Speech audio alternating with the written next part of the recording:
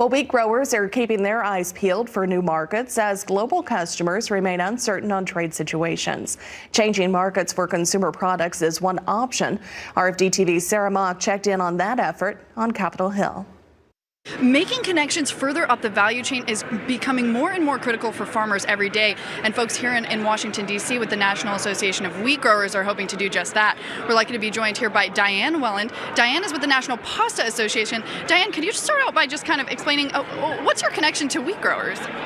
Well, of course, pasta is made from durum wheat, so pasta is the perfect vehicle for wheat. It's a natural, and it's been around for centuries. So it's one of the first ways that people used wheat is to make pasta and macaroni.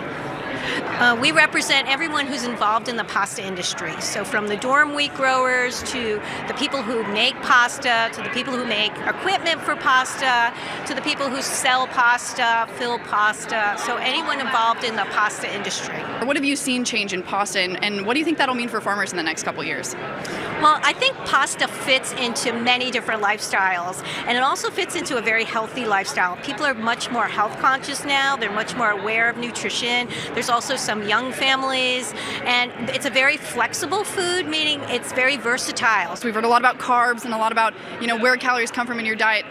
Is pasta unhealthy? Absolutely not. Pasta is a very healthy food. It's also a perfect vehicle to combine with other healthy foods like broccoli and cauliflower, mixed dishes. Pasta really lends itself to increasing your intake of vegetables. So many different kinds of pasta where people who need to be gluten-free are changing kind of their preferences on that.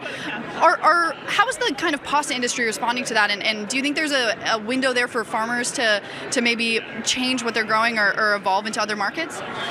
Yes, definitely there's much more variety in the pasta aisle than there used to be. There's organic pasta, there's pasta with all different types of grains in it, there's whole wheat pasta, and then there's just all different types of pasta now. Thanks again to Diane Welland for joining us here. She's with the National Pasta Association here in Washington. We'll have more updates for you throughout the morning here on Market Day Report, but until then, back to you in the studio.